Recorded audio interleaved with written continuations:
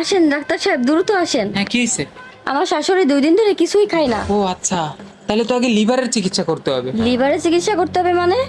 কোনো লিভার ফিভারের চিকিৎসা হবে না। আগে আমার শাশুড়ি চিকিৎসা করবি, তারপর অন্য কাজ করবি তুই।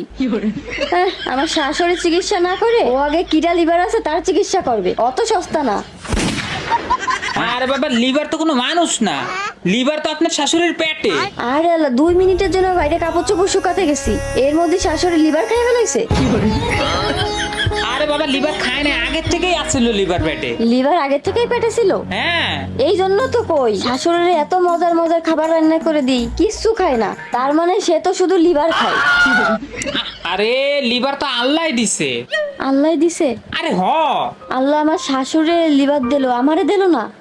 হে আল্লাহ, তোমার কাছে এত আমল করলাম, তাহাজ্জুদ নামাজ পড়লাম, আর তুমি আমারে লিভার না দিয়ে আগে আমার আম্মারে লিভার দিলা। আরে পাগল নাকি, আল্লাহ তো লিভার আপনারেও দিছে। কি কোন সত্যি? হ। আমারেও আল্লাহ লিভার দিছে? আরে হ।